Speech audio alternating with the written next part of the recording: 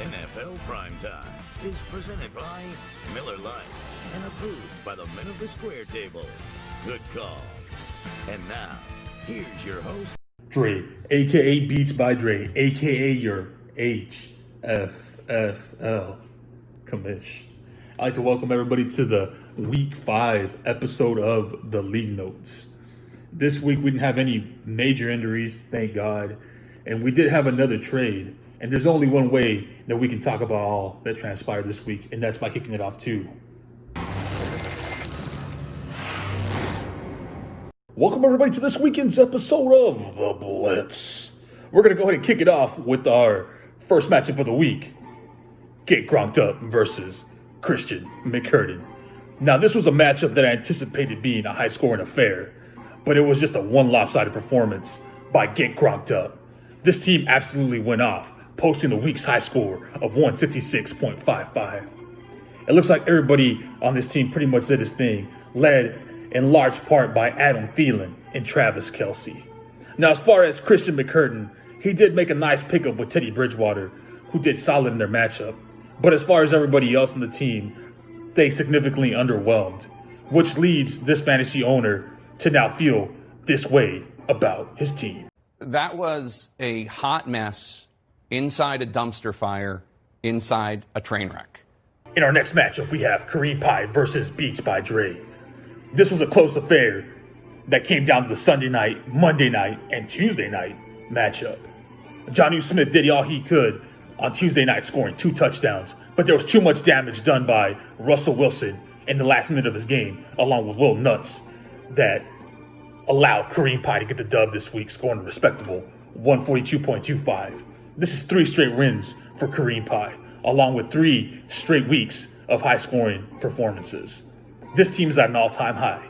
Let's take a look at his thoughts after his 3rd straight win. Well, Dak, here's the deal. I'm the best there is, plain and simple. I mean, I wake up in the morning, I piss excellence, and nobody can hang with my stuff. I'm just a big, hairy American winning machine. In our next matchup, we have Sicko Mode versus Main Event Mafia.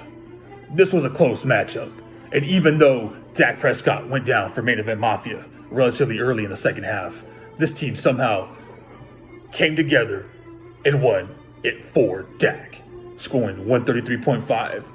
Now, this resulted this owner in a trade that we're going to go ahead and go over in the next upcoming sequence, or should I say segment. The next matchup between Ground and Pound and the Visionary was a low-scoring affair that saw the Visionary win with a score of 112.2.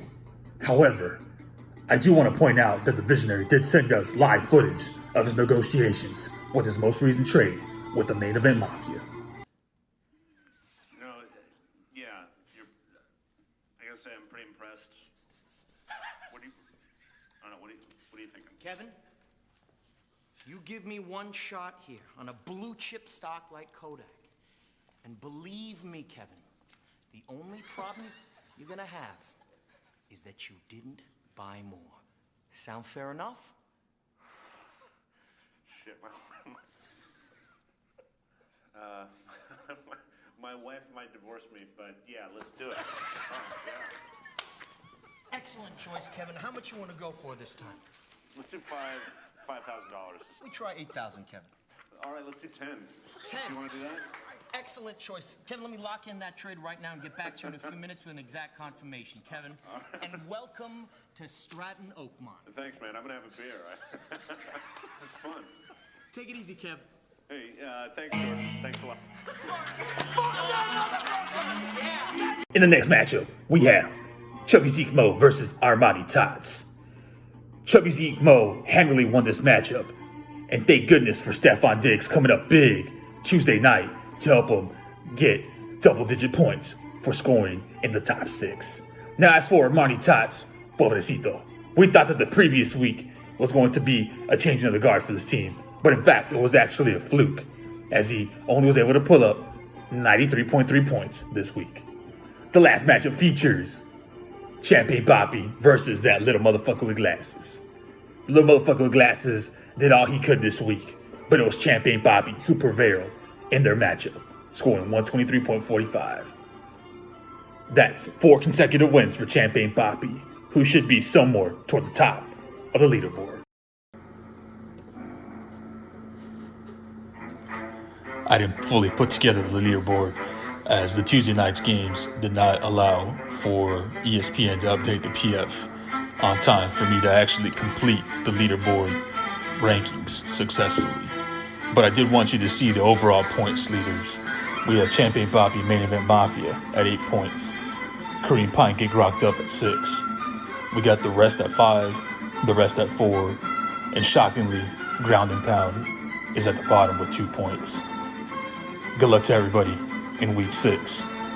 And you already know the motto. The first thing I ever learned in sports is if you're not cheating, you're not trying, and it's only cheating if you get caught. Now I'm done. Now I'm done.